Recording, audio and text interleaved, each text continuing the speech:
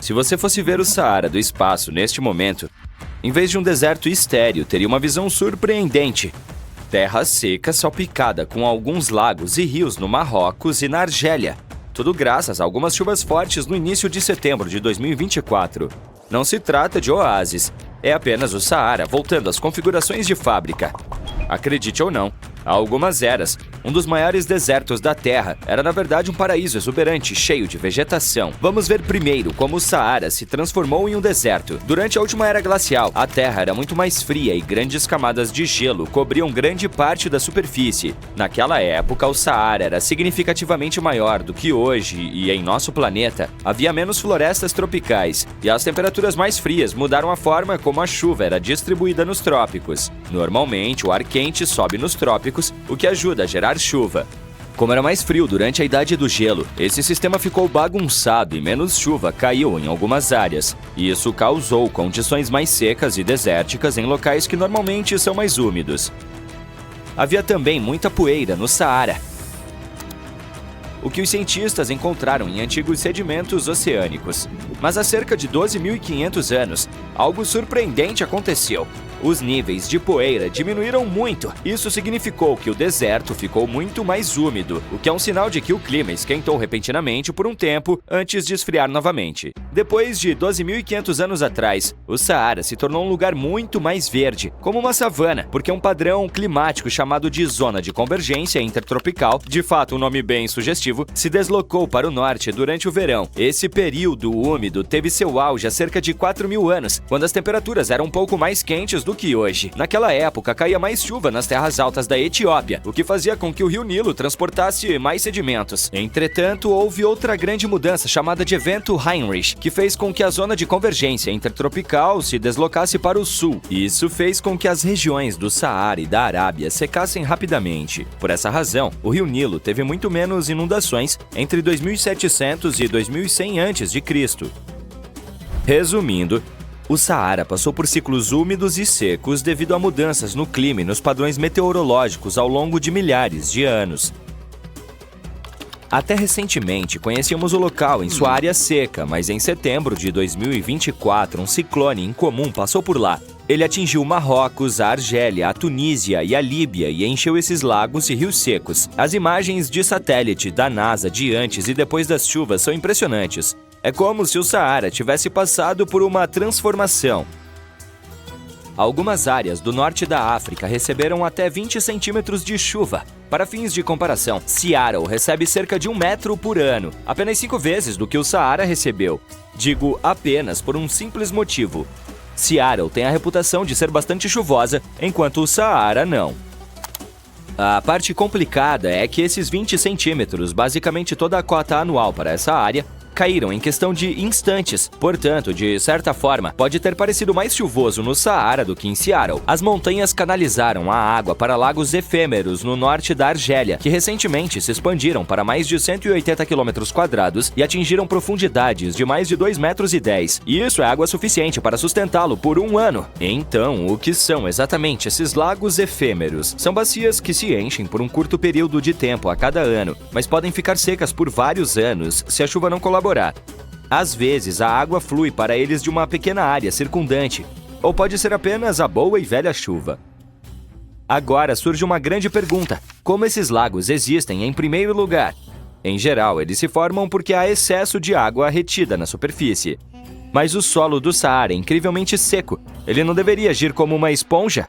E deve estar sedento por umidade. Pense em como o seu vaso de plantas bebe água avidamente quando você volta para casa depois das férias. Entretanto, não importa o quanto esteja ressecado, o solo seco só pode absorver uma quantidade limitada de água, que geralmente é bem pequena. E assim como a planta no vaso, não necessariamente absorve toda a água. Você pode simplesmente estar regando em excesso ou, se verificar o pires abaixo, poderá encontrar uma mini inundação. Outro fator importante que impede o solo de absorver água é a falta de vegetação. Em condições normais, árvores, arbustos e várias plantas ajudam a reter a umidade. No deserto, entretanto, isso é quase impossível. Pode haver algumas palmeiras, mas só. O que também explica a formação desses lagos temporários. A precipitação, que não é retida pelas plantas, se acumula em vales e depressões baixas, criando esses corpos d'água efêmeros. Tais lagos podem durar apenas um tempo limitado, mas não significa que não devam ter nomes. Por exemplo, o belo lago adornado com palmeiras balançando que você vê se chama Yasmina, localizado na cidade oásis de Merzouga. Em determinadas áreas do deserto, onde as dunas se erguem, pode parecer que você está olhando para uma miragem, mas não é. As dunas de areia são parcialmente cobertas por água. Lembra que mencionei 20 centímetros? Bem, isso não é totalmente exato em algumas regiões. De fato, há lugares onde a inundação é tão grande que as palmeiras ficam submersas até a coroa. A última vez que vimos uma chuva tão intensa foi há 30 ou 50 anos. Mas ela é mais do que bem-vinda. Depois de 6 anos consecutivos de seca, o Marrocos realmente precisava dela. Lagos que estavam secos há décadas, como o Irique, finalmente estão recebendo a tão necessária água. Uma análise recente revelou que, das centenas de tempestades que atingiram a região desde 2000, apenas 6 trouxeram chuva suficiente para começar a encher esse lago. E dessas, apenas 2 resultaram em um nível de água mais alto do que o que vimos em setembro de 2024. Portanto, embora essa chuva torrencial pareça uma bênção, a grande questão é, ela vai durar? A resposta é sim.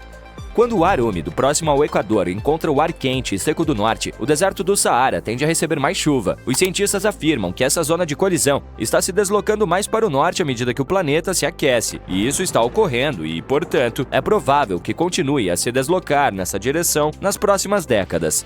Parece que estou um pouco otimista demais em relação a isso, mas a verdade é que as notícias não são totalmente positivas. A realidade é que ninguém estava realmente preparado para uma situação de enchente assim. Além disso, lembre que este não é um país do Sudeste Asiático, onde as pessoas estão acostumadas a lidar com a água, e sim de um local seco como um osso. Dito isso, acho que você sabe aonde quero chegar. Tragicamente, pelo menos 18 pessoas perderam suas vidas devido às chuvas intensas no sul do Marrocos. As autoridades estão se preparando para precipitações ainda mais fortes na região, mas se esse for o caso, pode indicar que o Saara está em extinção e o que significaria para nós. Pode parecer um pouco estranho, mas nosso planeta realmente depende dos desertos, e como o Saara não é diferente.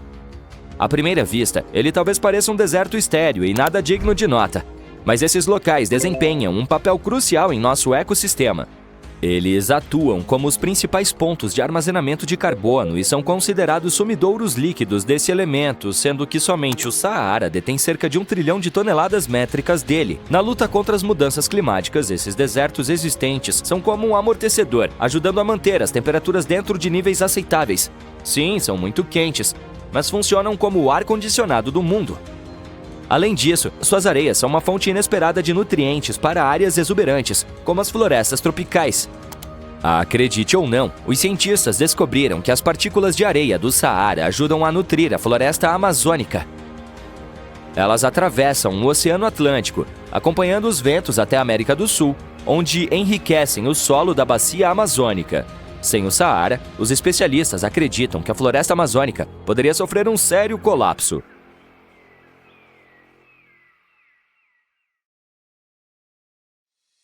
Ah, Phoenix. Essa joia escaldante no deserto de Sonora não é apenas mais uma cidade americana.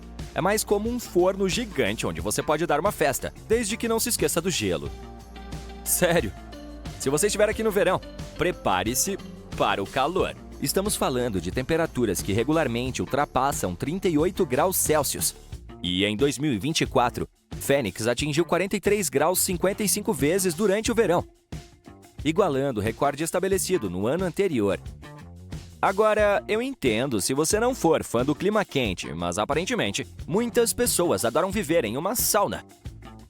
Phoenix é a 5ª maior cidade dos Estados Unidos e é a capital e a cidade mais populosa do Arizona, com 1,7 milhão de habitantes em 2024. E se estivermos falando da área metropolitana, também conhecida como Vale do Sol, a população é de quase 5 milhões. No entanto, boa sorte para encontrar alguém que realmente tenha nascido aqui. De cada 4 residentes de Phoenix, 3 nasceram em outro lugar. Acredite ou não, Phoenix nem sempre foi um lugar movimentado e cheio de gente. Ela se tornou um. Há algumas décadas, era apenas um pontinho sonolento no mapa. Nos anos 40, a população era de aproximadamente 65 mil habitantes. não estava nem perto de entrar na lista das 100 maiores cidades dos Estados Unidos. Naquela época, Phoenix era principalmente um centro agrícola e sua economia girava em torno do que eles chamavam de 5 Cs, do inglês para algodão, frutas cítricas, gado, clima e cobre. Mas as coisas realmente começaram a mudar nos anos 50, graças a uma invenção que mudou a vida. Rufem os tambores, por favor. O ar-condicionado. Na verdade, foi a versão portátil que foi lançada em 1945, criada por um inventor americano chamado Robert Sherman. Os moradores de Phoenix devem muito a Robert por tornar a vida suportável durante os verões escaldantes.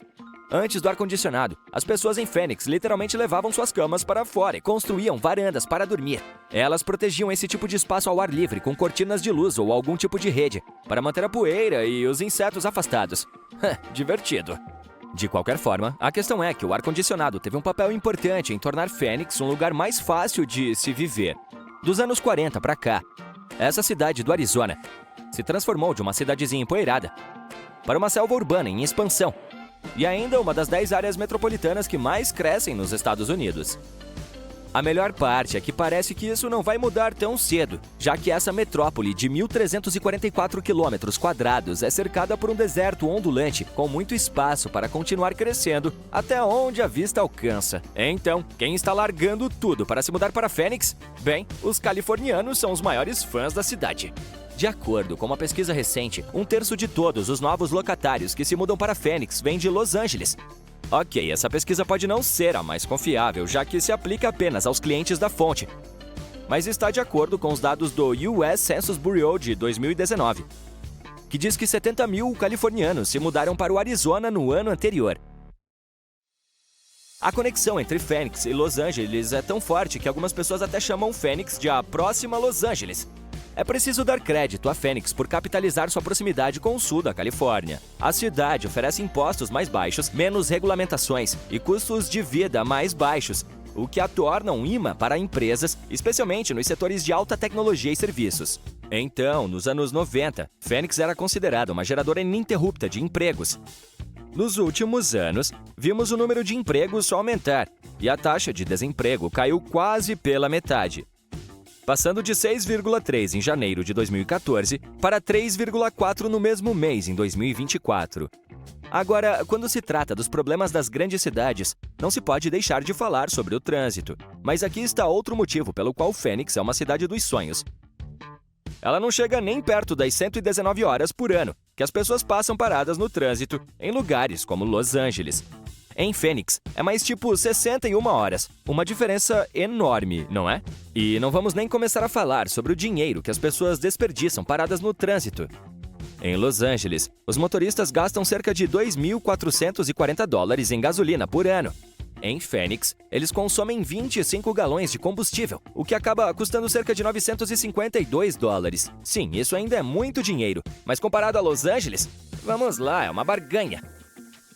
O fato de Phoenix estar bem em termos de tráfego pode ter muito a ver com a forma como a cidade foi projetada. Basta dar uma olhada em um mapa de Phoenix. Você perceberá que parece que alguém pegou uma régua e desenhou linhas perfeitamente retas para as ruas.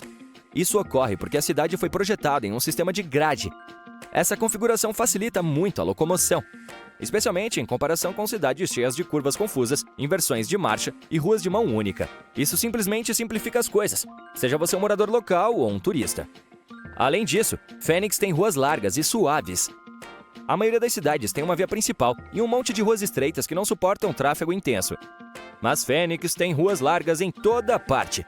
Assim, quando as rodovias ficam congestionadas, você pode simplesmente entrar em uma rua paralela e ainda chegar ao trabalho sem se estressar muito. Quando você observa todas as oportunidades de emprego e o trânsito relativamente tranquilo, não é de se admirar que as pessoas estejam dispostas a suportar o calor e se mudar para Phoenix. Mas não se engane, o calor não é brincadeira. É muito, muito quente e ensolarado por lá.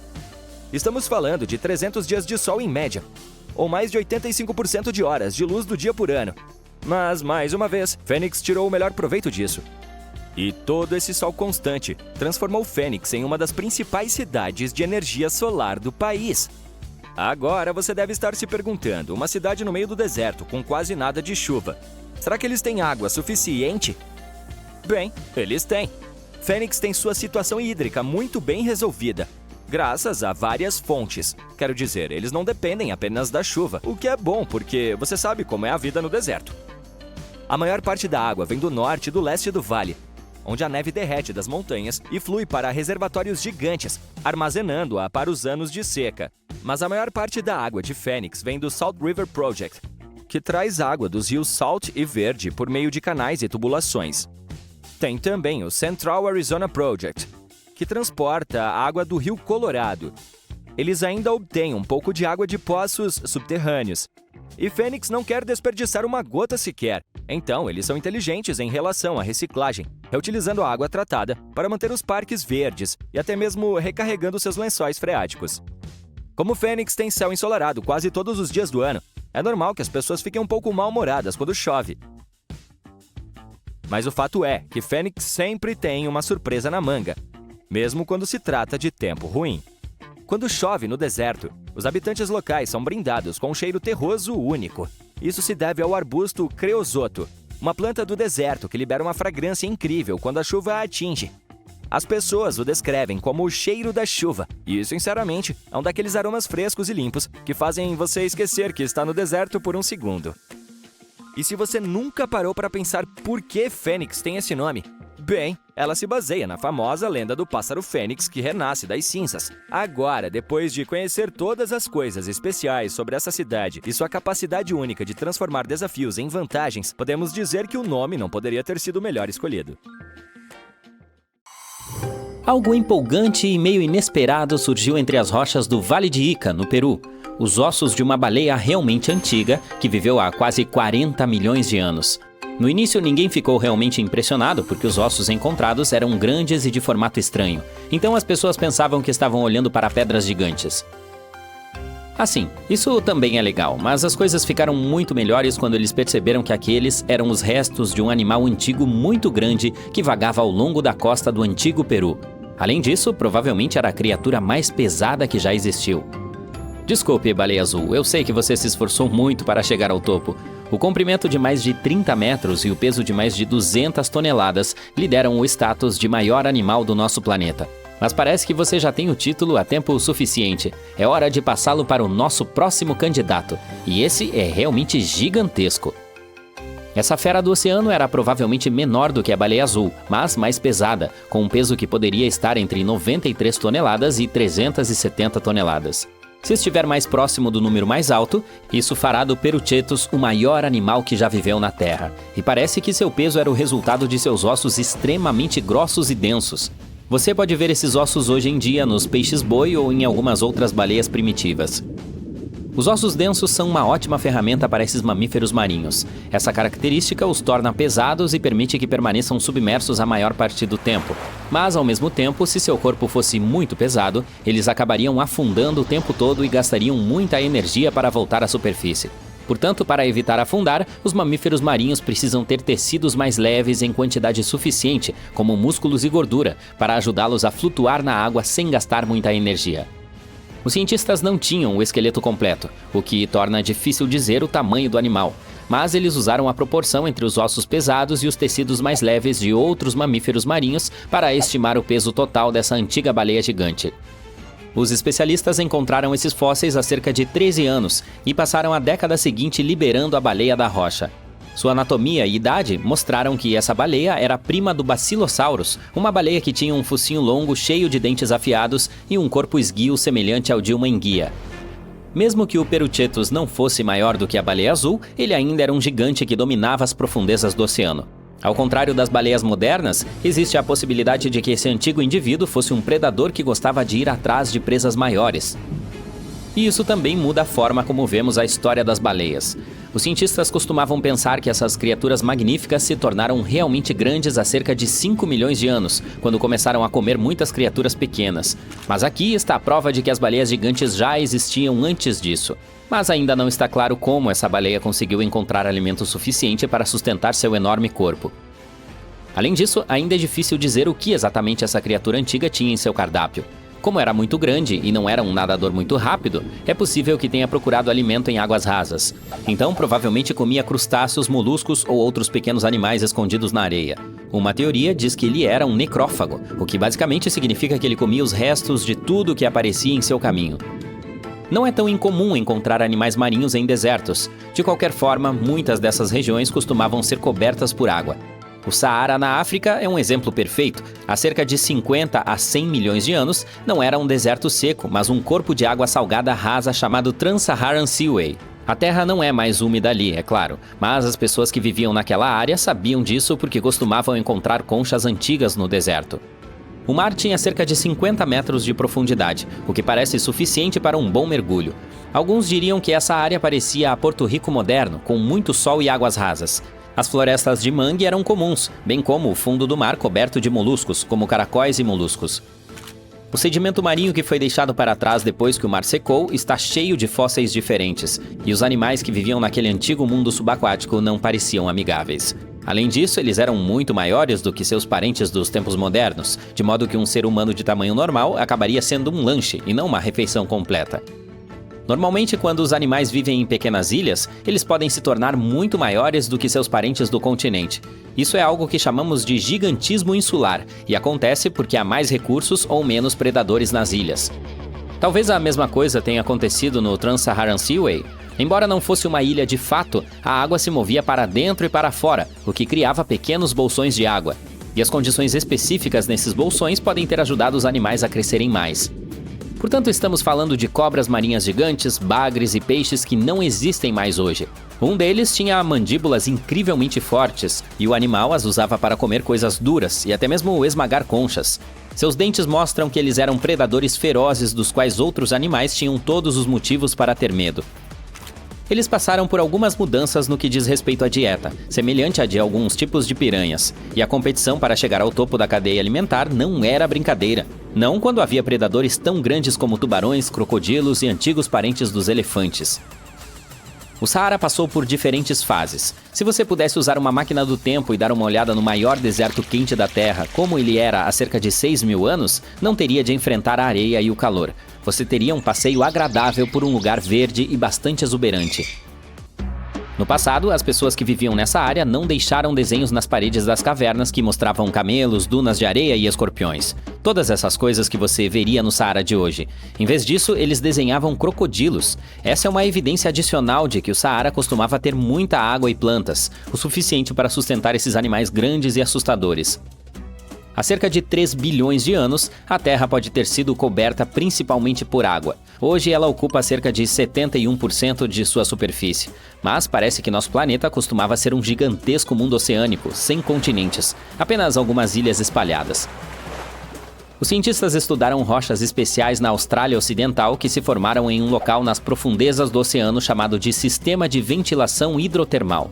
Para explicar isso melhor, é importante mencionar dois tipos comuns de oxigênio, O16 e O18. O O18 é mais pesado porque tem nêutrons extras. O O16 evapora da água com mais facilidade. E quando os pesquisadores estudaram um antigo fundo oceânico, encontraram muito O18, mais do que nos oceanos atuais. Dessa forma, eles perceberam que a Terra antiga tinha menos terra seca do que a Terra atual. A Austrália é um bom local para realizar esses estudos, porque há muito tempo também costumava ser um belo lugar com animais de grande porte e florestas tropicais exuberantes. Mas com o passar do tempo, a Terra ficou mais seca, e a Austrália teve mais desertos formados, como o Grande Deserto de Victoria. As florestas tropicais permaneceram apenas nas bordas do continente. O que acontece com os desertos em todo o mundo é chamado de desertificação. É quando a terra que costumava ser boa para o cultivo se transforma em um deserto ou algo semelhante. Nosso planeta muda com o tempo, juntamente com seu clima. Mas a desertificação também ocorre devido às atividades humanas, como mineração, agricultura e construção de cidades. E quando a terra se transforma em um deserto, isso é um problema, porque ela não pode mais sustentar pessoas e animais. Os alimentos não crescem ali, não há água limpa suficiente e os animais perdem suas casas. Para ajudar a resolver esse problema, há um plano com o qual muitos países concordaram. Eles decidiram trabalhar com os agricultores para cuidar da terra, consertar áreas danificadas e gerenciar melhor a água. Em suma, para tornar nosso planeta um lugar melhor para a vida. Desertos quentes e intermináveis parecem sem vida à primeira vista. Mas entre essas areias, você pode encontrar criaturas perigosas e às vezes assustadoras. Algumas podem causar apenas problemas de saúde, mas outras podem ficar em sua memória para sempre. Vamos conhecê-las, começando pelas mais perigosas e terminando com os verdadeiros pesadelos. Então, você está caminhando pelo deserto e vê um grande urso de pelúcia com as mãos abertas. E entende que provavelmente se trata de uma miragem, mas ainda assim se aproxima. Você estava certo. Não se trata de um brinquedo de pelúcia, mas de um cacto gigante. Há algo de estranho nele, graças a uma estranha penugem. Os galhos se assemelham aos braços de um ursinho de pelúcia. No entanto, não se trata de penugem, mas de milhares de agulhas finas. E elas são o motivo pela qual não é aconselhável se aproximar. O cacto é chamado de cholla e cresce nas áreas desérticas do Arizona e na parte norte do México. Não se preocupe, ele não o atacará, mas se agarrará à sua pele ou às suas roupas se você tocá-lo.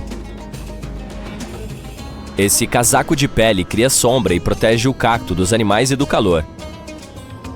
Os ramos laterais são as partes mais importantes da planta, pois realizam a fotossíntese e acumulam uma grande quantidade de umidade em seu interior. Portanto, apesar de toda a ameaça, o cacto pode ser útil para os andarilhos do deserto. E o perigo aqui são as agulhas. Se você olhar mais de perto, verá que elas têm o formato de ganchos. Basta um toque e centenas de espinhos já estão em seu dedo. É muito difícil se livrar deles, que causam sensações dolorosas, desagradáveis.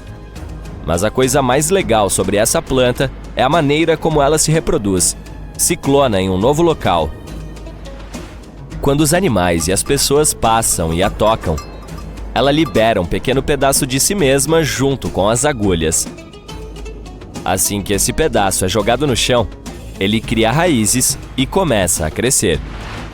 O grau de perigo está aumentando. O próximo monstro do deserto está correndo em nossa direção, e ele é um avestruz. Muitos pensam que esse animal é covarde e esconde a cabeça na areia. Você provavelmente mudará de ideia se tiver o azar de encontrar um deles. Geralmente, os avestruzes não são agressivos, mas você deve correr se chegar perto do ninho deles. Por outro lado, não conseguirá fazer isso porque essas aves se movem a uma velocidade de 70 km por hora. Seria necessário um carro para fugir delas, que correm e atingem o inimigo com o peito. Já houve casos em que avestruzes atacaram vans e causaram danos significativos a elas. Mas o principal perigo que essas aves apresentam são suas pernas poderosas com garras afiadas. Com elas, podem desferir golpes fortes e até mesmo derrotar um oponente deitado. Portanto, sim, se você vir um avestruz à distância, vá para o outro lado. Esse pequeno lagarto malhado vive no subsolo quase o tempo todo nos desertos áridos do sudoeste dos Estados Unidos e do noroeste do México. Às vezes, sai para procurar comida. Parece fofo, mas na verdade, é um perigoso monstro de Gila. Sua pele grossa o protege de falcões, coiotes e outros predadores, mas sua principal proteção é o veneno. As cobras e aranhas injetam suas toxinas usando presas longas em forma de agulha.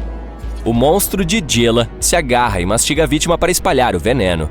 E quando morde uma pessoa, é capaz de manter suas mandíbulas fechadas por um longo tempo. Livrar-se do animal é uma tarefa complicada. Quem experimentou os efeitos do veneno diz que a sensação é como se magma quente passasse pelas veias. Apesar disso, o lagarto acabou sendo útil para a ciência. Os médicos usaram seu veneno para criar medicamentos para diabetes e obesidade. Chegou a hora.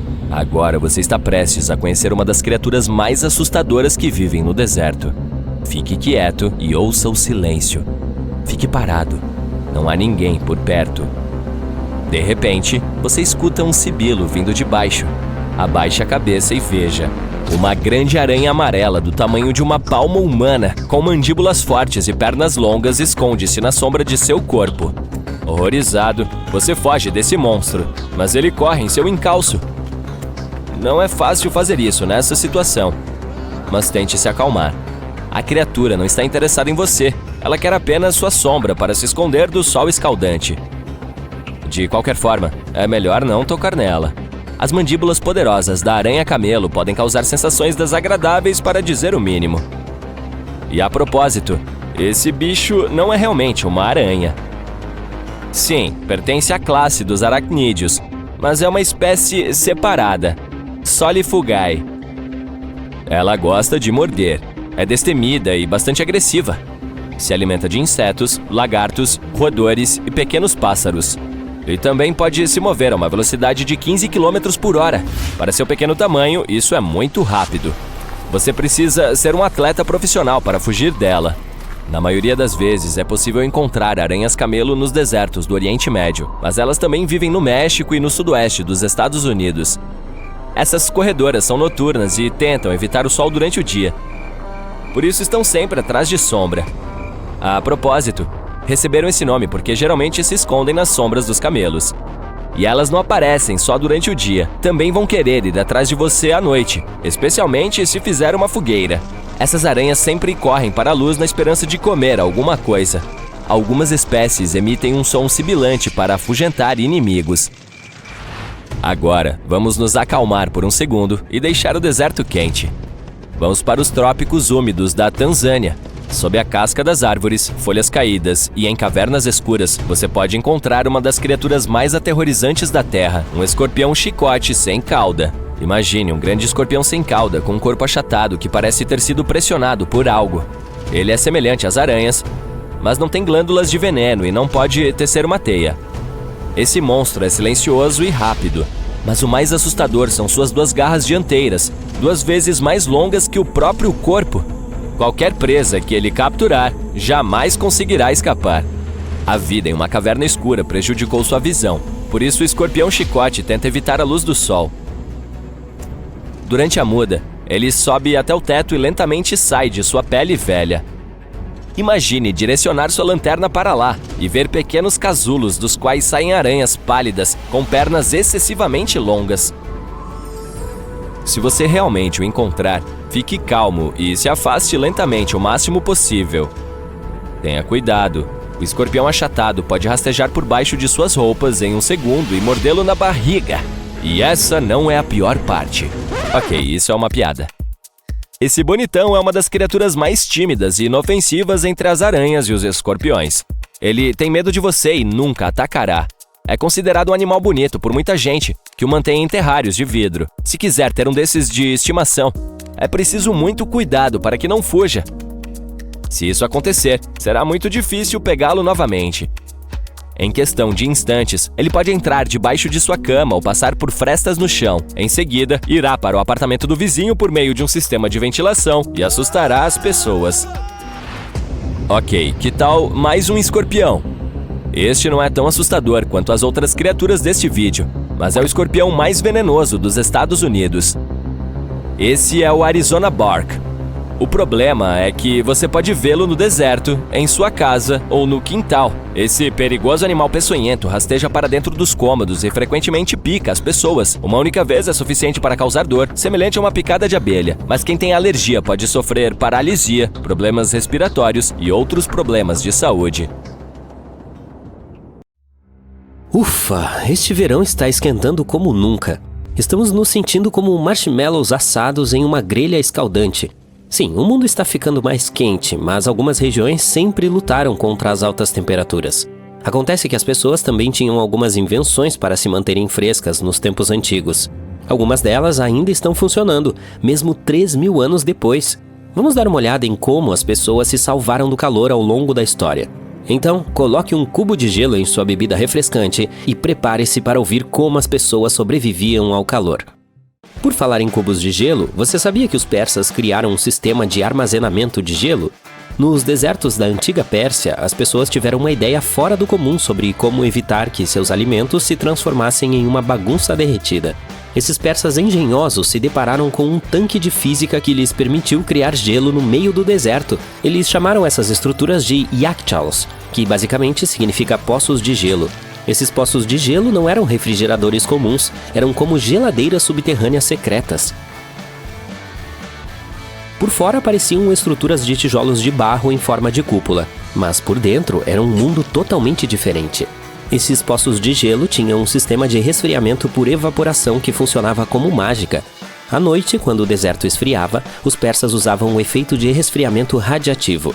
Eles criaram trincheiras habilmente projetadas para conter camadas finas de água. A água congelava, desafiando o calor do deserto. Depois, havia áreas subterrâneas de armazenamento quadrado. Os persas coletavam a água gelada derretida dessas trincheiras frias e durante a noite congelavam-na novamente, aproveitando ao máximo o frio natural do deserto. Para aumentar o efeito de resfriamento, eles construíram uma parede para proteger as áreas de armazenamento do sol quente do meio-dia. E isso não é tudo. Eles tinham uma fantástica engenhoca de captação de vento chamada Badgir, que captava a brisa e a direcionava diretamente para os poços de gelo. Ar fresco e brisa gelada, uma combinação vencedora.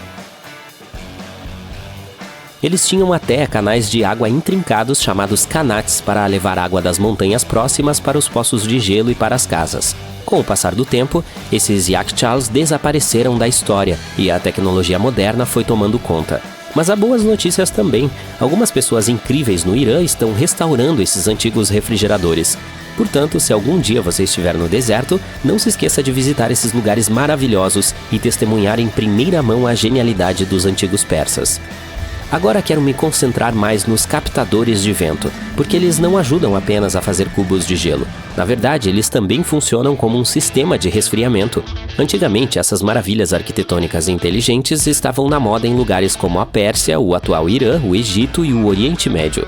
Imagine estruturas semelhantes a torres com aberturas em vários níveis estrategicamente posicionadas para aproveitar o poder da brisa da natureza. Essas aberturas eram como portais mágicos para o vento. Elas capturavam essas rajadas refrescantes e as conduziam diretamente para as áreas de convivência das pessoas. Basicamente, elas eram condicionadores de ar naturais. A brisa fluía graciosamente para baixo, resfriando o chão enquanto dançava pelo edifício. O segredo está nos detalhes. A altura da torre, o número de lados, as aberturas e o posicionamento das lâminas internas. Tudo desempenha seu papel na eficiência do funcionamento das torres eólicas. Graças a esses captadores de vento, as sociedades antigas podiam desfrutar de temperaturas internas confortáveis sem suar. Você consegue se imaginar vivendo naquela época? Sentir a brisa suave passando por sua casa, fazendo com que você se sentisse fresco e relaxado? Os persas são frequentemente creditados por terem inventado esses incríveis captadores de vento. Mas não se esqueça do Egito. Lá é possível encontrar vestígios de estruturas semelhantes que datam de 1300 a.C. Sim, a invenção dos captadores de vento pode ter ocorrido no Egito Antigo, mas Yazd, no Irã, é a cidade com o maior número dessas estruturas. As pessoas não teriam conseguido viver lá sem esses antigos aparelhos de ar-condicionado, porque quase não chovia na região durante o ano todo. Agora vamos dar uma olhada nessas fachadas duplas perfuradas. Imagine enfeitar um edifício com uma tela perfurada sofisticada. É como dar ao seu exterior um estilo elegante, mantendo o frescor em seu interior. Essa técnica genial, em primeiro lugar, dispersa a luz natural do dia, portanto não há raios de sol fortes que te seguem. A fachada perfurada também oferece sombra como um profissional, dando ao interior do edifício uma pausa muito necessária do sol escaldante. Pense nela como um chapéu de sol natural para sua casa. Colocar essa tela a cerca de 1,5 m de distância das paredes externas cria um corredor arejado para a circulação de ar fresco. Além disso, elas dão um toque de elegância ao edifício. Essas estruturas às vezes são chamadas de jali. Jaipur, na Índia, por exemplo, tem uma temperatura média durante o dia de cerca de 38 graus Celsius. Portanto, essas estruturas salvam vidas. Os jalis têm várias formas, feitos de cimento, terra e madeira. É um símbolo cultural profundamente incorporado à arquitetura indiana. Você pode encontrar sua presença cativante em edifícios históricos icônicos como o majestoso Taj Mahal e o grandioso Forte Vermelho em Delhi. Mas não se trata apenas de uma coisa do passado. Ele ainda está marcando as cenas da arquitetura moderna, e seu charme despertou a criatividade de artistas e designers do mundo todo. Ele adora o exterior do edifício, com sua seção transversal mostrando uma abertura maior do lado de fora e uma menor do lado de dentro. É aqui que o efeito Venturi entra em ação para mostrar suas habilidades físicas. À medida que o ar flui pela passagem estreita, ele ganha velocidade, criando uma diferença de pressão entre o interior e o exterior do edifício. O ar que sopra em uma velocidade maior é comprimido e, quando liberado, esfria. Musharabi é uma treliça ou tela de madeira usada no Oriente Médio e no norte da África. Essas maravilhas decorativas são como cortinas de janela, mas elas fazem mais do que apenas parecer bonitas. Elas também são inteligentes. Elas proporcionam privacidade, protegem do sol e deixam entrar ar fresco e luz. Algumas pessoas também adicionam vasos de barro cheios de água, areia ou palha úmida aos seus projetos. Quando o ar quente passa pelos orifícios, também passa pela superfície porosa do vaso. A umidade interna evapora, resfriando o ar. Essa é uma técnica perfeita e de baixo custo para climas quentes e secos. É ecologicamente correta e não há necessidade de eletricidade. Agora vamos avançar para os dias de hoje. Os designers estão sendo criativos, misturando a sabedoria tradicional com a tecnologia moderna. As torres Al-Bahar em Abu Dhabi também contam com isso. Imagine mais de 2.000 painéis hexagonais que dançam com o movimento do sol, fornecendo sombra para o interior do edifício. A evaporação da água era outra arma secreta dos povos antigos. Simples, mas super eficaz. Além disso, os antigos egípcios penduravam tapetes e cortinas úmidas nas portas. Quando o ar passava por elas, ele se resfriava, proporcionando alívio do sol escaldante. Os arquitetos antigos eram mestres em maximizar o fluxo de ar. Eles sabiam como fazer a ventilação cruzada e deixar o ar quente escapar, ao mesmo tempo em que convidavam o ar mais frio para a festa. Falando da Roma antiga, as casas de banho eram o lugar certo para se estar naquela época. Era como um centro comunitário. As pessoas se reuniam para conversar sobre política, praticar esportes e, é claro, dar um mergulho relaxante. O Frigidarium era o local de frescor nos banhos romanos. Depois de um banho de vapor no Caldarium, os romanos corriam para essa piscina gigante para se refrescar. Em alguns lugares, como a Capadócia, na Turquia, as pessoas iam para o subsolo para se esconder do calor. Elas esculpiam habitações aconchegantes em rochas vulcânicas, aproveitando os poderes naturais de resfriamento da Terra. Portanto, a lição aqui é simples. Arquitetos e designers podem criar maravilhas combinando tradições locais com tecnologia inteligente. O Vale da Morte, na Califórnia, apresenta a temperatura mais alta registrada oficialmente até hoje, com 56 graus Celsius em 1913. Enquanto isso, o recorde de calor sufocante da África é de 55 graus Celsius em Kabylie, Tunísia, conforme registrado em 1931. Na Europa, a temperatura mais alta já documentada atingiu quase 49 graus Celsius na Sicília em agosto de 2021. Em seguida, em 2022, o Reino Unido teve o verão mais quente de todos os tempos. Olhe-se no espelho. Você está com sua parca bege, seu cinzel está embalado e sua viagem noturna de avião para a Arábia Saudita está reservada. Você sabe o que isso significa, certo? Infelizmente, você não foi escalado para o remake de Duna. Significa apenas que você está pronto para explorar as maiores áreas desérticas do mundo na esperança de descobrir segredos pré-históricos sobre nossos ancestrais. Vamos esclarecer uma coisa. Se você já pensou que os desertos eram espaços vazios, pense novamente. Eles podem estar cheios de areia até onde a vista alcança, mas também guardam muita história. Porque, você sabe, antes de os seres humanos se estabelecerem em cidades e vilas, éramos povos nômades e viajávamos por todo o mundo em busca de comida, água e abrigo. Portanto, tivemos que inventar algumas coisas interessantes para sobreviver. Como essa coisa que foi encontrada no deserto da Arábia Saudita. Você tem alguma ideia do que poderia ter sido? Durante muitos anos, os cientistas discutiram as origens e o uso de estruturas enormes como essas. Parece que os neolíticos eram muito mais inteligentes do que pensávamos. Eles não passavam o tempo todo em volta do fogo esculpindo armas em pedra. Não, também estavam praticando suas habilidades arquitetônicas. Essas enormes estruturas de pedra são chamadas de pipas do deserto. Porque se você olhar para elas de longe, bem, elas se parecem com pipas. Os arqueólogos chegaram ao consenso de que essas pipas eram usadas para atrair os animais. Dessa forma, seria mais fácil para nossos ancestrais garantir o alimento de sua semana. Mas isso não é tudo.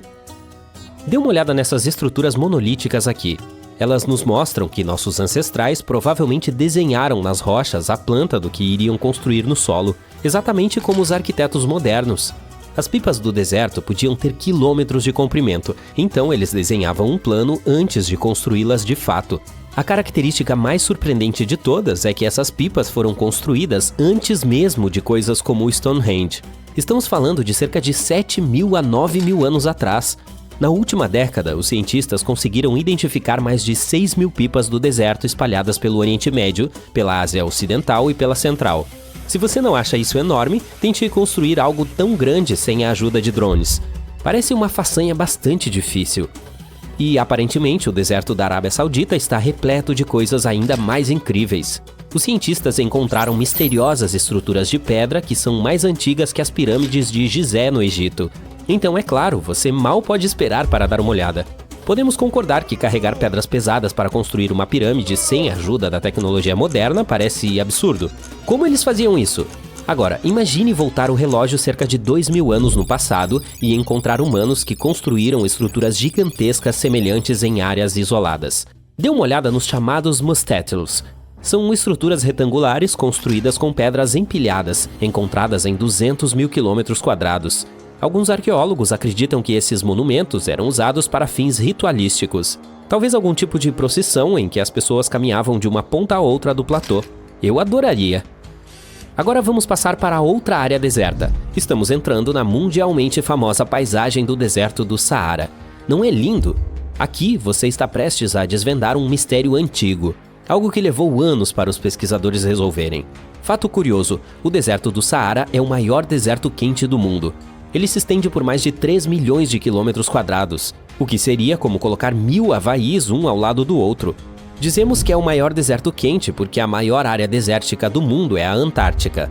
Mas todos nós sabemos que as temperaturas lá são congelantes. Não é a imagem típica de quando pensamos em um deserto. Nas profundezas do deserto, perto da cidade argelina de Fogaret Edzoa, algo estranho foi encontrado. Durante décadas, esses minúsculos pontos apareceram em imagens do Google Earth, mas ninguém conseguia explicar o que eram. Alguns cientistas tinham certeza de que esses círculos eram resultado da atividade petrolífera na região. Outros achavam que eram antigas fogaras ou antigos poços de água. Há dezenas deles, estendendo-se por quilômetros e quilômetros em linha reta. O estranho é que eles estão sempre longe de qualquer cidade, estrada ou atividade humana em geral. Então, qual era ou é o propósito deles? Se você tivesse que dar um palpite, o que diria?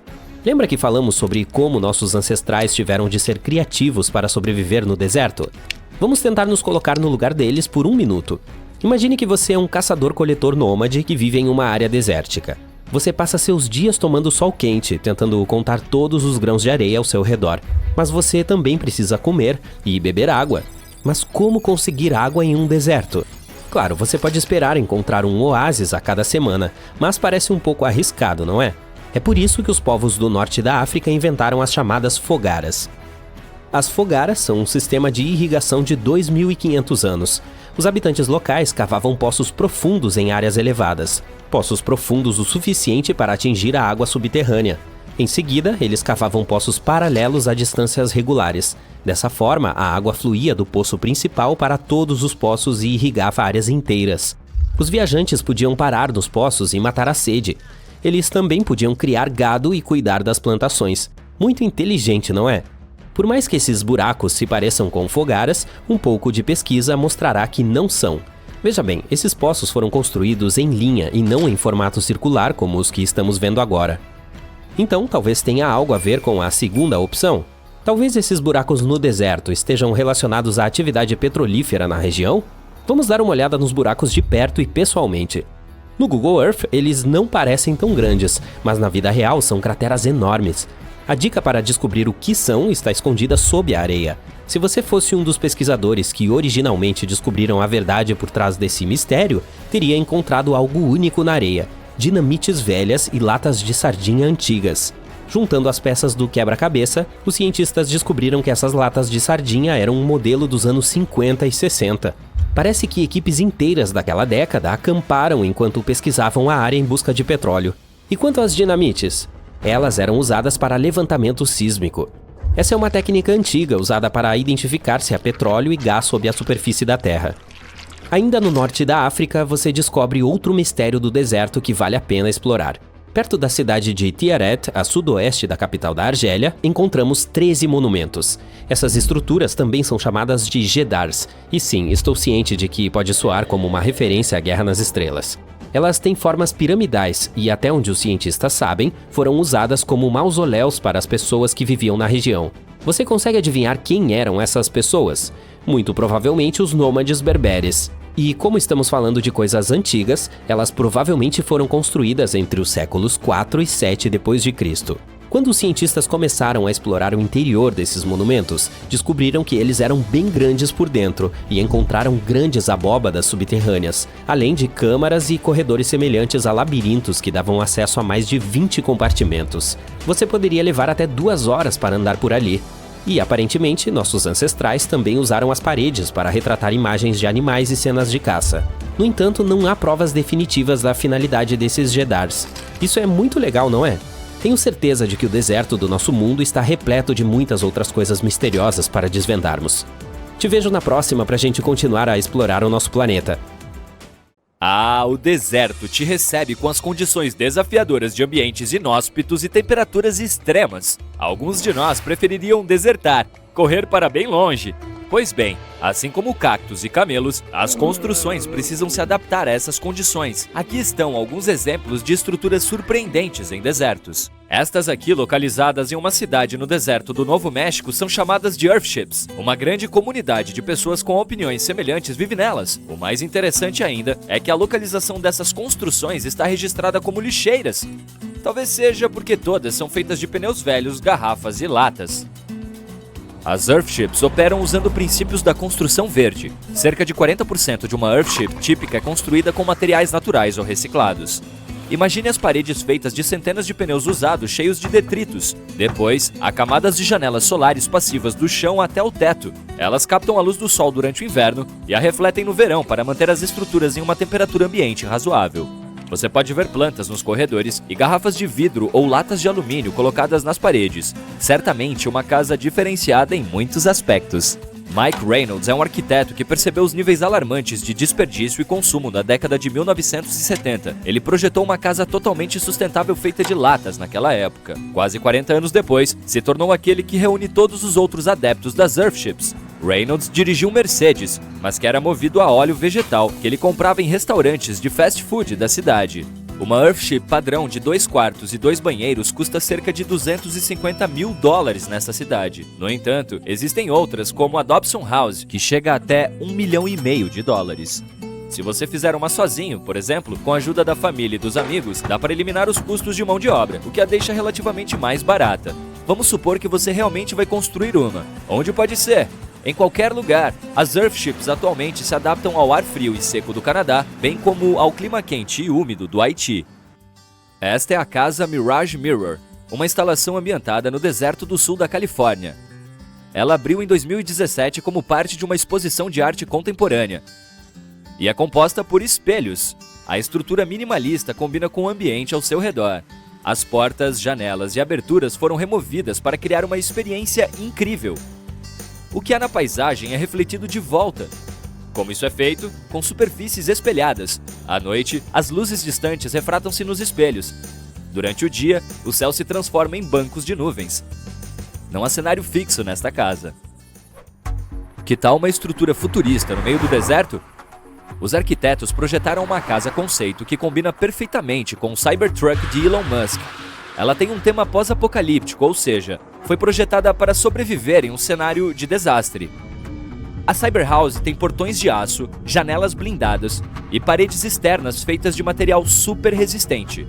A Modern House é controlada por uma bomba de calor geotérmica autônoma. Para deixar a conversa com menos cara de ficção científica, é possível manter a temperatura interna estável. Essa casa elegante tem uma entrada que pode acomodar o Cybertruck. Afinal, ela é inspirada nele em primeiro lugar. Além disso, o Cybertruck pode ser elevado até o 2º andar para ficar mais seguro. Este é o Centro de Estudos e Pesquisas Petrolíferas King Abdullah, na Arábia Saudita. Basicamente, é um laboratório no deserto e foi projetado para demandar o mínimo de energia. A arquitetura tem desenhos nas paredes e tetos, fazendo referência à tradição local de formas geométricas. A próxima parada é a Casa Swartberg, na África do Sul. Ela fica localizada perto das montanhas Swartberg, mas não fique muito animado. Está na beira do deserto Great Karoo. Trata-se de um apartamento de 4 quartos com sistema especial de regulação de temperatura. Ele funciona como um escudo contra o calor no verão e como uma armadilha para capturar o sol no inverno. Você está olhando para a grande mesquita de Djenné, no Mali, com 16 metros de altura. Ela é impressionante, pois é feita apenas de ripas e uma mistura especial de lama e outros elementos naturais encontrados no deserto. Petra é uma antiga cidade escondida no deserto da Jordânia. As estruturas são esculpidas diretamente em penhascos de arenito vermelho, branco e rosa. Ela está localizada entre os canyons e montanhas perto do deserto. O lugar era um centro de comércio há muitos anos. Você já deve ter visto as fotos da impressionante fachada do tesouro. Essa estrutura ainda contém muitos mistérios. Para começar, os cientistas não conseguem explicar como os nabateus conseguiram criá-la há milhares de anos.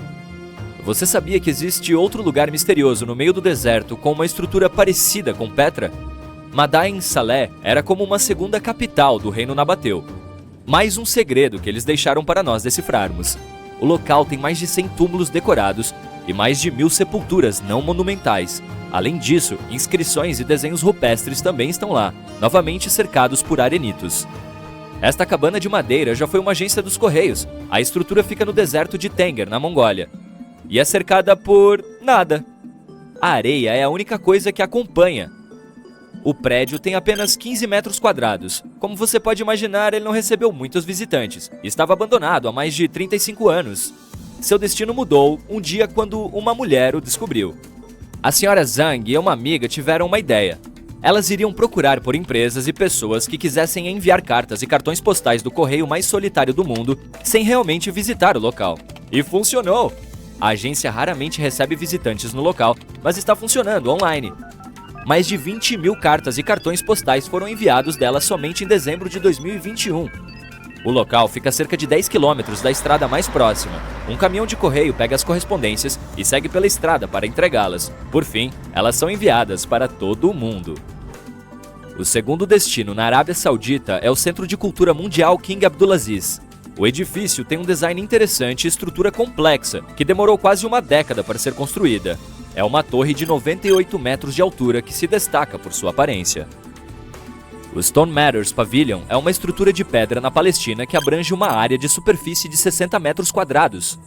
Ele foi construído inteiramente com 300 pedras interligadas que se apoiam mutuamente. Os telhados côncavos, e sim, eles parecem tigelas gigantes, são projetados dessa forma para coletar água da chuva. Essa estrutura fica no Irã. Curiosamente, no país, a taxa de evaporação é 3 vezes mais rápida que a média mundial. Portanto, esse design em forma de arco é muito útil, porque captura a água de maneira que ela possa formar uma única massa antes de evaporar. A parte externa do sistema do telhado coleta a água da chuva, mas também funciona como um sombreamento adicional. Isso faz o ar circular livremente, como um mecanismo de refrigeração para ambos os telhados. O Eco Lodge, no Egito, é a próxima parada. O projeto é construído em um lugar com vista para o deserto, com materiais disponíveis localmente, como tijolos queimados pelo sol e madeira de palmeira. O edifício é um exemplo de arquitetura tradicional. Há uma bacia de água que deixa entrar o ar para manter o interior fresco. Vale a pena mencionar o CID, ou Centro de Interpretação do Deserto, no Chile. O Atacama, no Chile, está entre os principais destinos turísticos do país. Para ajudar os turistas, arquitetos projetaram um centro de visitantes como parte da infraestrutura do parque eólico. Aqui, os meses frios de inverno não congelam as pessoas, pois as grandes janelas aproveitam ao máximo o aquecimento solar. O que é ainda mais interessante é que o prédio foi projetado para ficar completamente escuro à noite. Imagine você, de alguma forma, colidir com ele por acidente. A Casa Black Desert é uma edificação que respeita as estrelas. À noite, ela fica completamente escura. Se dissolve na noite para que as estrelas fiquem mais destacadas. E aí, existe alguma edificação misteriosa em algum deserto que você conheça e que não está nesta lista? Conte pra gente nos comentários. Se você fosse ver o Saara do espaço neste momento, em vez de um deserto estéril, teria uma visão surpreendente. Terra seca salpicada com alguns lagos e rios no Marrocos e na Argélia. Tudo graças a algumas chuvas fortes no início de setembro de 2024. Não se trata de oásis, é apenas o Saara voltando às configurações de fábrica.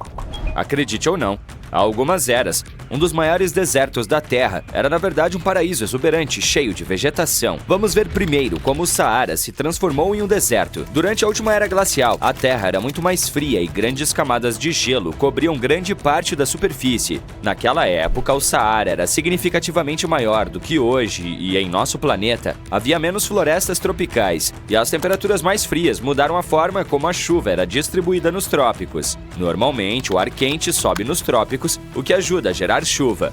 Como era mais frio durante a Idade do Gelo, esse sistema ficou bagunçado e menos chuva caiu em algumas áreas. Isso causou condições mais secas e desérticas em locais que normalmente são mais úmidos. Havia também muita poeira no Saara, o que os cientistas encontraram em antigos sedimentos oceânicos. Mas há cerca de 12.500 anos, algo surpreendente aconteceu.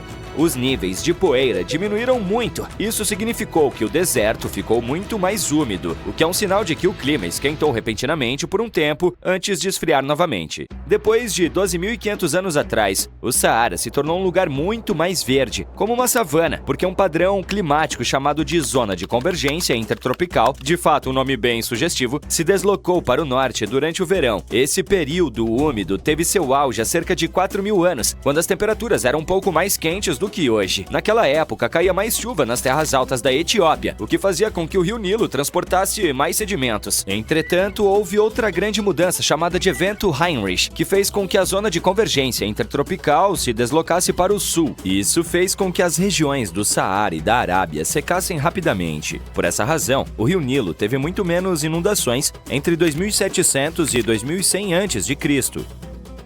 Resumindo, o Saara passou por ciclos úmidos e secos devido a mudanças no clima e nos padrões meteorológicos ao longo de milhares de anos.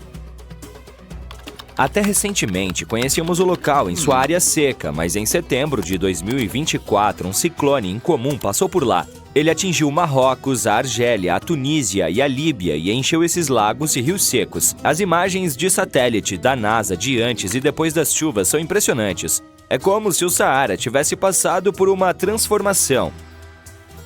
Algumas áreas do norte da África receberam até 20 centímetros de chuva. Para fins de comparação, Seattle recebe cerca de 1 metro por ano, apenas 5 vezes do que o Saara recebeu. Digo apenas por um simples motivo. Seattle tem a reputação de ser bastante chuvosa, enquanto o Saara não. A parte complicada é que esses 20 centímetros, basicamente toda a cota anual para essa área, caíram em questão de instantes. Portanto, de certa forma, pode ter parecido mais chuvoso no Saara do que em Seattle. As montanhas canalizaram a água para lagos efêmeros no norte da Argélia, que recentemente se expandiram para mais de 180 km² e atingiram profundidades de mais de 2,10 metros. E isso é água suficiente para sustentá-lo por um ano. Então, o que são exatamente esses lagos efêmeros? São bacias que se enchem por um curto período de tempo a cada ano, mas podem ficar secas por vários anos se a chuva não colaborar.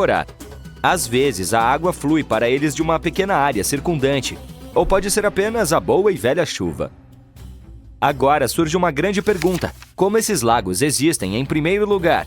Em geral, eles se formam porque há excesso de água retida na superfície. Mas o solo do Saara é incrivelmente seco. Ele não deveria agir como uma esponja? E deve estar sedento por umidade. Pense em como o seu vaso de plantas bebe água avidamente quando você volta para casa depois das férias.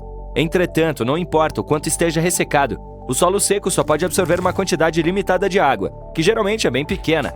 E assim como a planta no vaso, não necessariamente absorve toda a água. Você pode simplesmente estar regando em excesso ou, se verificar o pires abaixo, poderá encontrar uma mini inundação. Outro fator importante que impede o solo de absorver água é a falta de vegetação. Em condições normais, árvores, arbustos e várias plantas ajudam a reter a umidade. No deserto, entretanto, isso é quase impossível. Pode haver algumas palmeiras, mas só. O que também explica a formação desses lagos temporários. A precipitação, que não é retida pelas plantas, se acumula em vales e depressões baixas, criando esses corpos d'água efêmeros.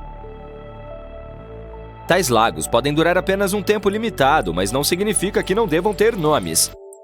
Por exemplo, o belo lago adornado com palmeiras balançando que você vê se chama Yasmina, localizado na cidade-oásis de Merzouga. Em determinadas áreas do deserto, onde as dunas se erguem, pode parecer que você está olhando para uma miragem, mas não é. As dunas de areia são parcialmente cobertas por água. Lembra que mencionei 20 centímetros? Bem, isso não é totalmente exato em algumas regiões. De fato, há lugares onde a inundação é tão grande que as palmeiras ficam submersas até a coroa. A última vez que vimos uma chuva tão intensa foi há 30 ou 50 anos. Mas ela é mais do que bem-vinda. Depois de 6 anos consecutivos de seca, o Marrocos realmente precisava dela. Lagos que estavam secos há décadas, como o Irique, finalmente estão recebendo a tão necessária água. Uma análise recente revelou que, das centenas de tempestades que atingiram a região desde 2000, apenas 6 trouxeram chuva suficiente para começar a encher esse lago. E dessas, apenas 2 resultaram em um nível de água mais alto do que o que vimos em setembro de 2024. Portanto, embora essa chuva torrencial pareça uma bênção, a grande questão é, ela vai durar? A resposta é sim.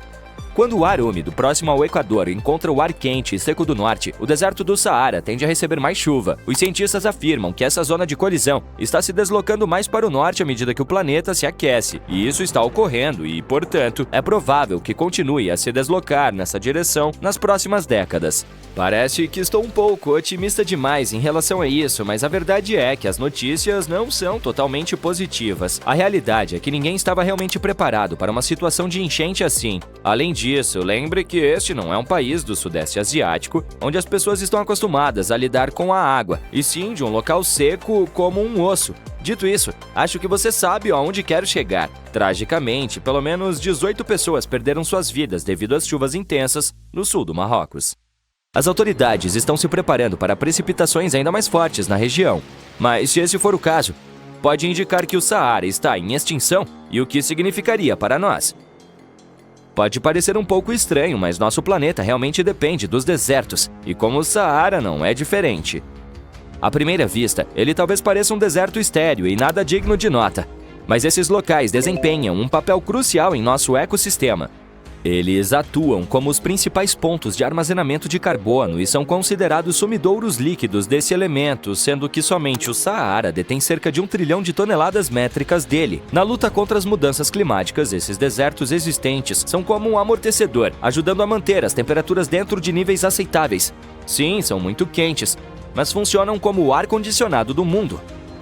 Além disso, suas areias são uma fonte inesperada de nutrientes para áreas exuberantes, como as florestas tropicais. Acredite ou não, os cientistas descobriram que as partículas de areia do Saara ajudam a nutrir a floresta amazônica.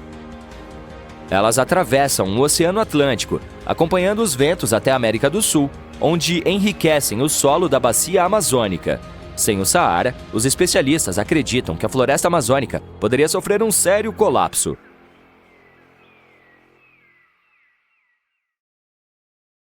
Você está sobrevoando o deserto do Saara em um pequeno avião leve quando avista algo realmente estranho. Parece pertencer a uma parte muito diferente do mundo, o oceano. Mas que o oceano pode ser grande o suficiente para que essa monstruosa estrela do mar habite nele. Você desce e percebe que não se trata de uma estrela do mar, mas sim de uma duna imponente com um formato bastante singular, e ela não está sozinha. De longe, essas magníficas estruturas de areia se parecem um pouco com pirâmides. Elas têm topos pontiagudos e braços radiantes. Chamadas de dunas estelares, elas são as maiores e mais complexas dunas desérticas do mundo. Elas são as mais altas de sua espécie, mas isso não é o mais legal sobre elas. Os pesquisadores encontraram formações semelhantes em Marte e até mesmo em uma das luas de Saturno, Titã. As dunas estelares não são super raras, mas são especialmente comuns no sudeste do Marrocos, perto da fronteira com a Argélia. É para lá que você está voando no momento, e a duna de tirar o fôlego com a qual você está se maravilhando é a Lala Lalia, provavelmente a mais famosa de todas, um gigante de 100 metros de altura. Os cientistas acreditam que ela se formou em menos de 1000 anos. Que tal fazer uma pesquisa para saber mais sobre essas formações incomuns? Ali, estou vendo um ótimo local para aterrissar. As dunas estelares receberam esse nome por causa de suas formas com vários braços. Elas se formam em áreas onde os ventos mudam de direção ao longo do ano, mas embora possam ser encontradas em diferentes lugares do planeta, há apenas uma duna estelar confirmada no registro rochoso, o registro coletivo do desenvolvimento da Terra refletido em rochas preservadas. A duna estelar em questão fica na Escócia e é antiga, de cerca de 250 milhões de anos atrás. E isso é tudo o que sabemos sobre dunas estelares super antigas, provavelmente porque não sabemos o que procurar para identificar uma. Outro problema. As dunas estelares geralmente se formam em locais remotos, o que torna extremamente difícil estudá-las. Imagine chegar ao povoado mais próximo e, de alguma forma, viajar sabe-se lá quantos quilômetros até a duna em si e, depois, subir vários metros de areia movediça. Tô fora! Mas você pode ir, pois já aterrissou e a duna está bem na sua frente. No momento, você está em um campo de dunas chamado Erg Sheibe. Felizmente para você, essa área há muito se tornou uma parada turística popular. Veja, ao longe, há hotéis e até mesmo uma boa estrada. Os cientistas que examinaram a Lalalália antes de você usaram um radar de penetração no solo para saber mais sobre a formação da areia. Esse equipamento pode detectar as menores diferenças nos tamanhos dos grãos de areia e no conteúdo de água sob a superfície da duna. É assim que se pode criar uma imagem de suas camadas internas. Cuidado! Ufa, foi por pouco. Está vendo esta trincheira? Os pesquisadores cavaram essas trincheiras para coletar amostras de areias há muito enterradas e depois examiná-las. É um processo bastante interessante. O fato é que, enquanto está enterrado nas profundezas, o quartzo na areia acumula radiação proveniente de fontes naturais do nosso planeta. Podemos comparar os grãos de quartzo a minúsculas baterias recarregáveis. Eles podem armazenar a energia que obtém da radiação. Quando os pesquisadores os levam para o laboratório, podem fazer com que os grãos liberem essa energia, que sai na forma de luz. Os cientistas podem então medir o brilho e dizer quando a areia viu a luz do sol pela última vez. Agora, quando os especialistas que cavaram as trincheiras olharam para dentro da Lalalália, ficaram chocados. A enorme formação se revelou muito jovem, para uma duna, é claro. É de se esperar que uma duna com várias centenas de metros de altura seja bastante antiga, como milhares ou dezenas de milhares de anos. Mas esse não era o caso, bem, pelo menos não totalmente. A parte superior da duna completou 900 anos recentemente. Mas veja a areia perto da base da duna. Sim, bem ali. Bem, ela foi enterrada ali há cerca de 12 ou 13 mil anos, representando as antigas dunas da região. Essas boas e velhas dunas estiveram ativas por alguns milhares de anos, mas depois algo deu errado, porque durante incríveis 8 mil anos, a areia não estava se acumulando ali. Um mistério. Os cientistas podem ter uma explicação. Veja bem, a primeira parte desse período de silêncio ocorreu durante a época em que o clima se tornou quente e úmido. Sim, até mesmo no Saara. Isso aconteceu há cerca de 11.700 anos. Foi o fim da última era glacial e o início de uma nova era, o Holoceno. E adivinha só, o Saara ficou verde. Começou a florescer como jardim botânico local. Plantas começaram a surgir por toda parte, estabilizando a areia. Se você tivesse visitado o Saara durante esse período, não teria reconhecido esse lugar. Mas provavelmente teria se deparado com humanos vagando por paisagens pantanosas e caçando alimentos. Os pesquisadores encontraram fragmentos de cerâmica e ferramentas de pedra em um dos lados de Lalalália. É verdade que, à medida que as dunas de areia se formam e mudam ao longo de suas vidas, elas engolem e protegem antigos vestígios de vida. Basta cavar bem e você poderá encontrar algo que lhe dará uma janela para o passado. Podem ser fósseis antigos, qualquer coisa, desde conchas e corais fossilizados até plantas pré-históricas.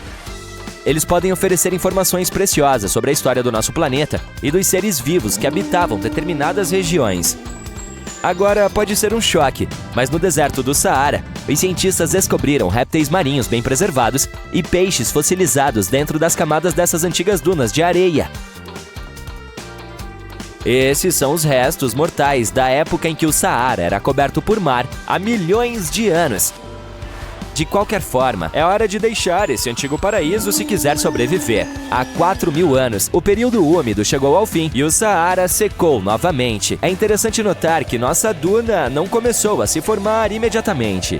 Durante algum tempo, a areia provavelmente passou por ali sem se acumular. Ou a duna pode ter começado a crescer em um local diferente. E essa é uma teoria válida, pois os cientistas descobriram recentemente que a Lalalália se desloca cerca de meio metro por ano. Ela também acumula cerca de 6.400 toneladas de areia todo o ano. Bem, se você se inspirou em sua viagem pelas dunas e agora está ansioso para explorar mais delas, tem uma notícia desagradável. Infelizmente, embora possa haver dunas estelares presas em arenitos em todo o mundo, elas são muito difíceis de se detectar. O problema é que elas são enormes, mas não tem uma única característica que as diferencie. Portanto, você precisaria de leitos de rocha expostos muito grandes se quiser ter uma visão ampla o suficiente para identificar uma duna estelar. Pelo lado positivo, certamente há lugares onde é possível fazer essa pesquisa, mas você deve estar preparado para saber que ela pode ser apenas um conjunto de várias características que se parecem com outras dunas. Mas, se você as combinar, dirá: "Ah, é provável que seja uma duna estelar." Comente abaixo se você gostaria de fazer uma viagem em uma busca de uma duna estelar. Enquanto isso, continuaremos nossa jornada. Você decide descansar um pouco e começa a descer pela lateral da duna. É aí que você começa a ouvir sons terríveis e assombrosos. Será que tem fantasmas por perto? Não se preocupe, você está seguro. Você já deve ter ouvido falar de um fenômeno chamado areias cantoras. Ao caminhar por algumas encostas arenosas, você perturba os grãos de areia. Eles se esfregam uns contra os outros, produzindo atrito que, por sua vez, cria essas melodias sinistras. A cada passo, a areia sob seus pés ganha vida em um coro fantasmagórico de assobios e sussurros. Os sons variam de zumbidos baixos a lamentos altos e agudos, como se uma sinfonia de outro mundo estivesse ecoando pelas dunas. Mas é claro que os cientistas têm sua própria explicação prática, atribuindo esse fenômeno às condições atmosféricas adequadas combinadas com o tamanho, a forma e o teor de umidade exclusivos dos grãos. Agora você quase chegou ao fundo da duna, mas cuidado com as faces de deslizamento. Quando uma duna de areia atinge uma certa inclinação, ela desenvolve um declive. Essa é a face de deslizamento de que eu estava falando. Essa inclinação geralmente fica no lado de sotavento da duna e é protegida do vento predominante. Os grãos de areia começam a se acumular no lado do vento, se arrastando lentamente ao longo da suave inclinação da duna. Em um determinado momento, eles chegam ao topo, a gravidade assume o controle e eles começam a deslizar para baixo, provocando um efeito cascata. Parece uma avalanche de areia em miniatura, e eu não gostaria de ficar em seu caminho. O deserto do Saara é tão grande que cobre 8% do território mundial. Ele é maior do que os Estados Unidos ou a China. Surpreendentemente, o Saara não é o maior deserto do mundo. Ele é o terceiro maior, atrás apenas da Antártica e do Ártico. Mas é definitivamente o mais quente. As temperaturas lá chegam a 57 graus Celsius. Esse lugar tem algumas das dunas de areia mais incríveis que você já viu, com alturas de até 450 metros. Mas aqui está o ponto alto. Há um risco real de que essas dunas continuem a se espalhar até cobrirem o mundo inteiro. Surpreendentemente, a influência do deserto do Saara se estende muito além de suas fronteiras. Sua poeira, carregada por ventos fortes, chega ao Reino Unido e a todo o continente europeu, principalmente no inverno. Essa poeira, que se deposita no solo quando chove, é uma visão familiar para quem está no Reino Unido, muitas vezes deixando um resíduo vermelho nos carros. Essa conexão entre o Saara, a Inglaterra e a Europa serve como um forte lembrete do alcance global dos fenômenos ambientais. Você pode pensar que isso não é grande coisa, mas pode transformar a Europa em um deserto, deixando seu solo infértil e os europeus sem alimentos. O solo é um aspecto fundamental da existência humana, tão crucial quanto a água limpa e o ar. Sem ele, não nos restará nada além de uma paisagem desolada e estéril. O deserto do Saara já atravessou o mar Mediterrâneo, o que é preocupante e pode mudar a paisagem para sempre. 1/5 da Espanha já foi transformado em deserto. A próxima vítima é a Itália, que também enfrenta o problema da desertificação. De fato, quase todos os países europeus têm o mesmo problema. De acordo com um especialista, a terra que não mudou por quase 2.000 anos se tornará principalmente rocha, e as pessoas que vivem nessa terra desaparecerão. 60% do solo da Moldávia desapareceu, e o problema se expandiu para além do Mar Negro. Chegou à China e à Mongólia, a milhares de quilômetros de distância do deserto do Saara. Tudo isso causa perdas de 4 bilhões de dólares por ano. A ameaça é tão significativa que até mesmo a ONU reuniu os recursos necessários para resolver o problema o mais rápido possível. A Itália está enviando ajuda à África para impedir a expansão do deserto do Saara. Se esse processo não for interrompido nos próximos 10 anos, milhões de pessoas serão forçadas a deixar suas casas. O deserto do Saara está crescendo aproximadamente 48 quilômetros por década. Faça as contas e veja quanto tempo levará para cobrir a Europa. Desde 1920, o Saara se expandiu em cerca de 10%. Mas nem toda a esperança está perdida, pois mais de 172 países se uniram para pôr um fim à desertificação do mundo. O Programa Alimentar Mundial é um projeto que visa ajudar a trazer de volta a terra verde que antes existia no Saara. Quando eles contaram às pessoas que chamavam o Saara de lar o que estavam prestes a fazer, elas basicamente riram na cara deles e disseram que era impossível. Mas quando você tem um objetivo específico em mente, o impossível se torna possível. Se voltássemos cerca de 5.000 anos no passado, veríamos uma bela floresta com árvores e grama verdejantes. O clima da África vem mudando há 21.000 anos, de uma vegetação fantástica a desertos inabitáveis. Isso tem a ver com a rotação da Terra e as monções que trazem água para esse continente seco. Mas com a ajuda de cientistas e alguns truques inteligentes, podemos trazer a vegetação de volta e deter o Saara em seu caminho.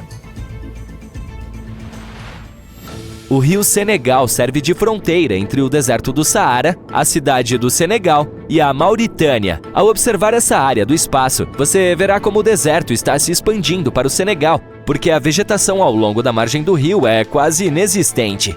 As florestas podem servir como uma barreira, impedindo que a areia seja levada pelo vento e que o deserto se expanda. Um esforço para criar uma grande parede verde está sendo feito e a forma como eles fazem isso é realmente impressionante. Nada estava crescendo na área atualmente restaurada há mais de 40 anos, fazendo com que os moradores locais encontrassem outros lugares para chamar de lar. As pessoas ficaram entusiasmadas quando viram que a terra poderia ser restaurada. Elas se empenharam muito e aprenderam a trabalhar com o solo e a cultivar alimentos. No momento, mais de 300 quilômetros quadrados foram restaurados e transformados em uma vegetação exuberante. A região do Sahel está no ponto de partida da desertificação. E é fundamental estabelecer primeiro um muro verde nessa área. Fazer esse muro não é ciência de foguetes, pois são necessárias apenas algumas etapas simples. O solo lá é queimado pelo sol e é tão duro quanto um bloco de concreto. Se você já derramou água no concreto, sabe que ela simplesmente escorre. Ela não fica em um só lugar. Portanto, eles tiveram que criar meias-luas de retenção de água, que reteriam a água e a disponibilizariam para as plantas. Ao saber como essas meias-luas funcionam, você pode dizer: como eles não pensaram nisso antes? Na verdade, essa técnica é antiga e já foi implementada no Sahel, mas ela se perdeu com o tempo.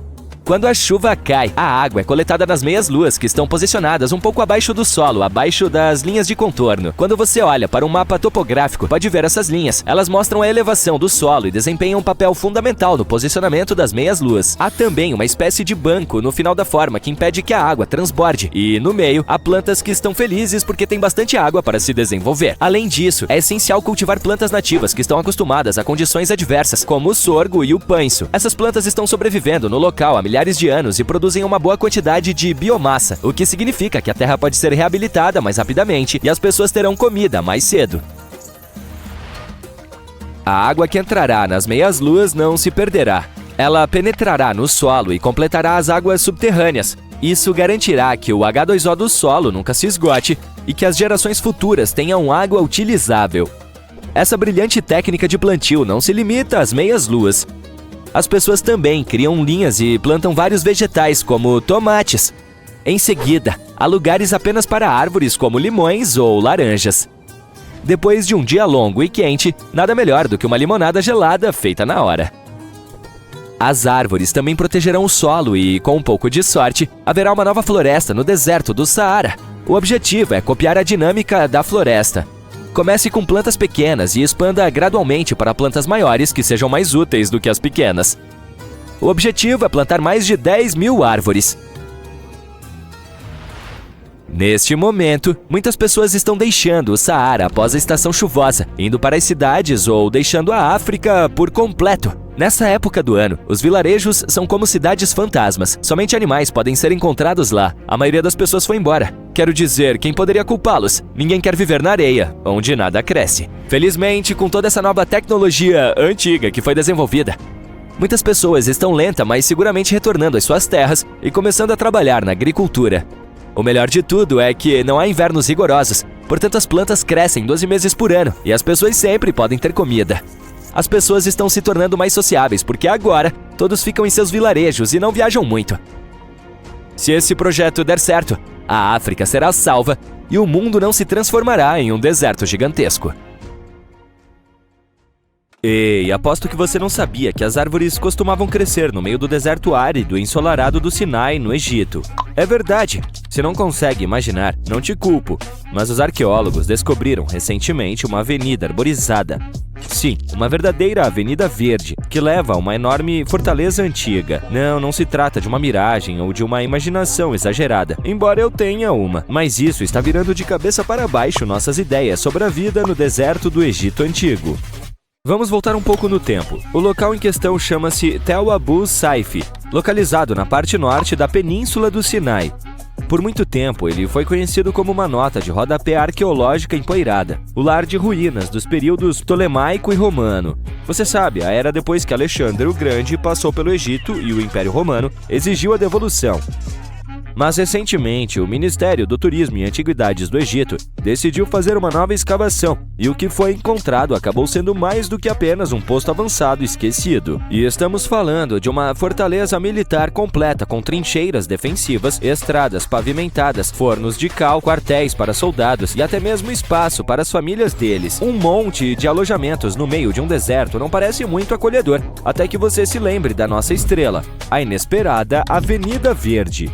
Essa estrada tinha mais de 90 metros de comprimento e 10 metros de largura, tão longa quanto um campo de futebol americano, pavimentada com placas de calcário e revestida com mais de 500 covas de argila para plantio. Elas não eram para exibição, mas abrigavam árvores de verdade, criando uma entrada sombreada e arborizada diretamente para a fortaleza. Imagine caminhar por ali, o sol brilhando no alto e, de repente, uma sombra abençoada.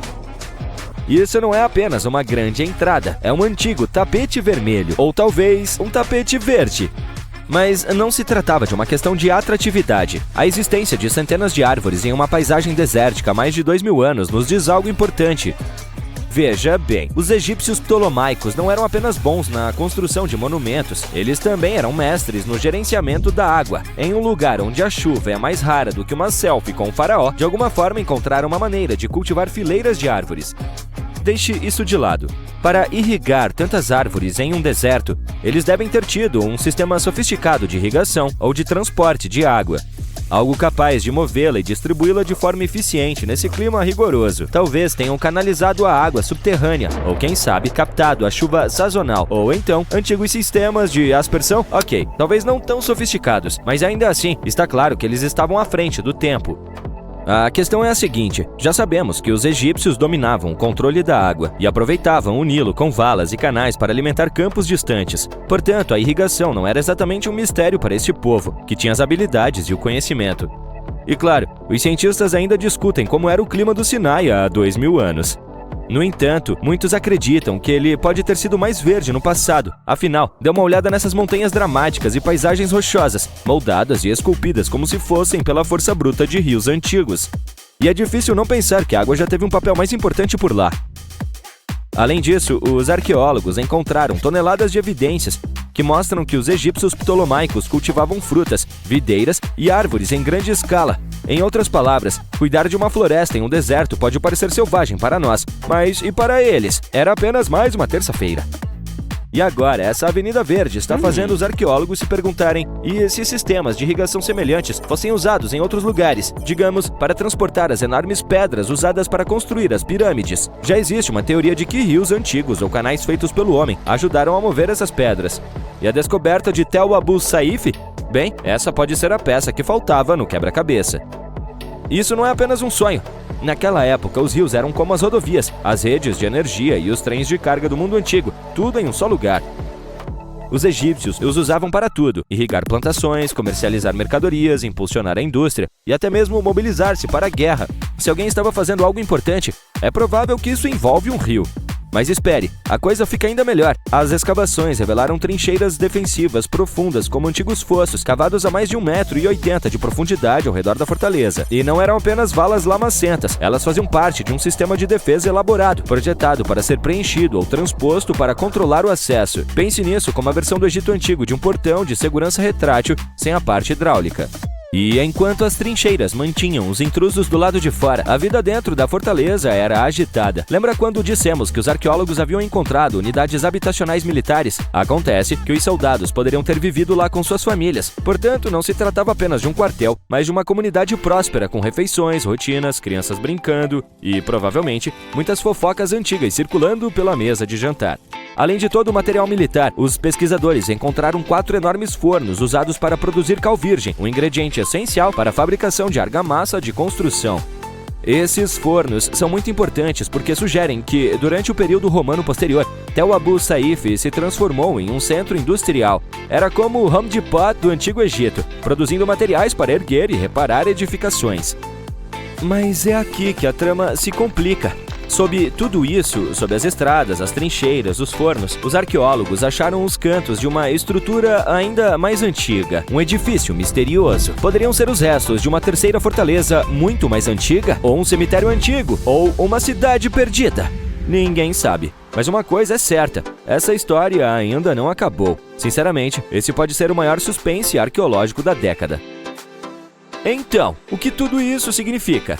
Bem, para começar, desafia tudo o que supunhamos sobre a vida no deserto no Antigo Egito. Durante muito tempo, os desertos foram vistos como barreiras naturais, secos, mortais e vazios. Mas essa descoberta sugere que o deserto pode ter sido verde e cheio de vida. Não porque o clima fosse muito diferente, mas porque os egípcios eram incrivelmente bons em adaptar o ambiente à sua vontade. Eles não apenas sobreviveram no deserto, mas o transformaram. Isso também coloca lenha na fogueira do antigo debate sobre a tecnologia egípcia antiga. Se puderam construir uma fortaleza com estradas arborizadas, fossos, irrigação e indústria no meio do Sinai, é realmente um exagero imaginar que poderiam projetar canais de água para mover as pedras das pirâmides. Esqueça o programa de TV Alienígenas do passado. É claro que é divertido, eu admito, mas nos faz esquecer de algo crucial. Aquelas pessoas eram brilhantes. Grande parte do que chamamos de tecnologia moderna é uma ingenuidade antiga reciclada. E quem sabe quanto conhecimento perdemos ao longo do tempo. Enquanto isso, a escavação continua. Os cientistas estão agora mapeando todo o sítio de Tel Abu Saif, tentando entender como todas as estruturas se conectam. Alguns querem analisar amostras de solo para encontrar vestígios de raízes de árvores antigas e talvez até descobrir que tipos de árvores cresceram ali. Imagine se fossem tamareiras. Poderíamos estar vendo a pista de lanches mais antiga do mundo. Você já sabe que as implicações dessas descobertas não se limitam aos livros de história, certo? Esse tipo de achado também tem relevância moderna. Nosso mundo está passando por muitas mudanças, com um clima louco e enormes ondas de calor. Então, talvez devêssemos nos perguntar o que podemos aprender com as civilizações antigas que já fizeram o deserto florescer. Se não por isso, Tel Abu Saif nos lembra que os antigos egípcios eram mais do que apenas faraós, pirâmides e múmias. Eram planejadores visionários, arquitetos ecológicos e solucionadores de problemas, que não esperavam que a natureza lhes desse o que precisavam, eles a projetavam. E graças a descobertas como essa, estamos tendo uma visão mais clara do quão avançada e, francamente, do quão legal a antiga civilização egípcia realmente era. Portanto, da próxima vez que alguém lhe disser que os desertos são apenas terrenos baldios vazios, você pode dizer a essa pessoa este fato divertido. Há mais de 2000 anos, no coração do deserto do Sinai, havia uma fortaleza com uma avenida arborizada, fossos, alojamentos militares, um centro industrial e até mesmo uma estrutura subterrânea secreta. Tomem isso, donas de areia, quem sabe o que mais ainda está enterrado lá fora, esperando para reescrever a história?